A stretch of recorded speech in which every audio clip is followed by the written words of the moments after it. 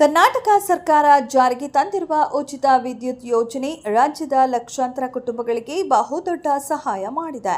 ಪ್ರತಿ ತಿಂಗಳು ಸಾವಿರಾರು ರೂಪಾಯಿ ಕರೆಂಟ್ ಬಿಲ್ ಕಟ್ಟುತ್ತಿದ್ದ ಜನರಿಗೆ ಇದು ಬಿಗ್ ರಿಲೀಫ್ ನೀಡಿದೆ.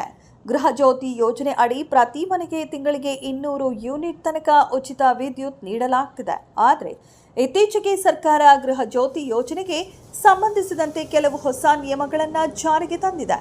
ಕರ್ನಾಟಕ ಸರ್ಕಾರದ ಪ್ರಮುಖ ಯೋಜನೆಗಳಲ್ಲಿ ಫ್ರೀ ಎಲೆಕ್ಟ್ರಿಸಿಟಿ ಸ್ಕೀಮ್ ಅಥವಾ ಗೃಹ ಜ್ಯೋತಿ ಯೋಜನೆಯೂ ಒಂದಾಗಿದೆ. ಇದರ ಮುಖ್ಯ ಉದ್ದೇಶ ಜನರ ವಿದ್ಯುತ್ ವೆಚ್ಚವನ್ನು ಕಡಿಮೆ ಮಾಡುವುದು.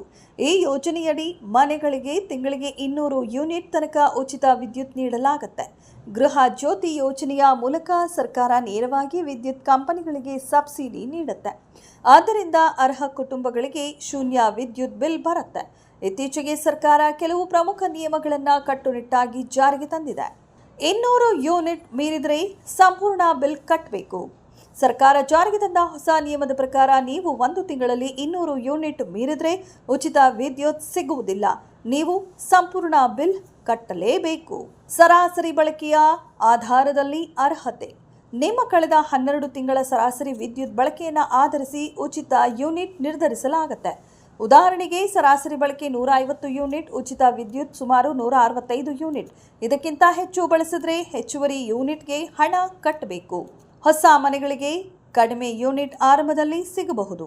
ಹೊಸ ಮನೆ ಅಥವಾ ಹೊಸ ಮೀಟರ್ ಇದ್ದರೆ ಮೊದಲಿಗೆ ಸುಮಾರು 53.59 ಯೂನಿಟ್ ಮಾತ್ರ ಉಚಿತವಾಗಿ ಸಿಗಬಹುದು. ನಂತರ 1 ವರ್ಷದ ಸರಾಸರಿ ಬಳಕೆಯ ಆಧಾರದಲ್ಲಿ ಹೆಚ್ಚಿಸಲಾಗುತ್ತೆ. ಆಧಾರ್ ಲಿಂಕ್ ಮಾಡುವುದು ಕಡ್ಡಾಯ. ಈ ಯೋಜನೆಯ ಲಾಭ ಪಡೆಯಲು ನಿಮ್ಮ ವಿದ್ಯುತ್ ಖಾತೆಯನ್ನು ಆಧಾರ್ ಜೊತೆ ಲಿಂಕ್ ಮಾಡಬೇಕು. ಈ ಯೋಜನೆ ಕೇವಲ ಮನೆ ಬಳಕೆಗೆ ಮಾತ್ರ ಅನ್ವಯಿಸುತ್ತದೆ. ಅಂಗಡಿ ಅಥವಾ ವ್ಯವಹಾರಗಳಿಗೆ ಅನ್ವಯಿಸುವುದಿಲ್ಲ. ಗೃಹ ಜ್ಯೋತಿ ಯೋಜನೆಯ ಲಾಭ ಪಡೆಯಲು ಇರುವ ಷರತ್ತುಗಳಾದರೂ ಏನು ಅಂತ ಹೇಳೋದಾದರೆ, ಕರ್ನಾಟಕ ನಿವಾಸಿಯಾಗಿರಬೇಕು, ಮನೆ ಬಳಕೆಯ ವಿದ್ಯುತ್ ಮೀಟರ್ ಇರಬೇಕು, ಪ್ರತಿ ತಿಂಗಳ ಸರಾಸರಿ ಬಳಕೆ 200 ಯೂನಿಟ್ ಒಳಗೆ ಇರಬೇಕು ಹಾಗೂ ಆಧಾರ್ ಲಿಂಕ್ ಆಗಿರಲೇಬೇಕು. ಫ್ರೀ ಎಲೆಕ್ಟ್ರಿಸಿಟಿ ಸ್ಕೀಮ್ ಕರ್ನಾಟಕ ಸರ್ಕಾರದ ಅತ್ಯಂತ ಉಪಯುಕ್ತ ಯೋಜನೆಗಳಲ್ಲಿ ಒಂದಾಗಿದೆ.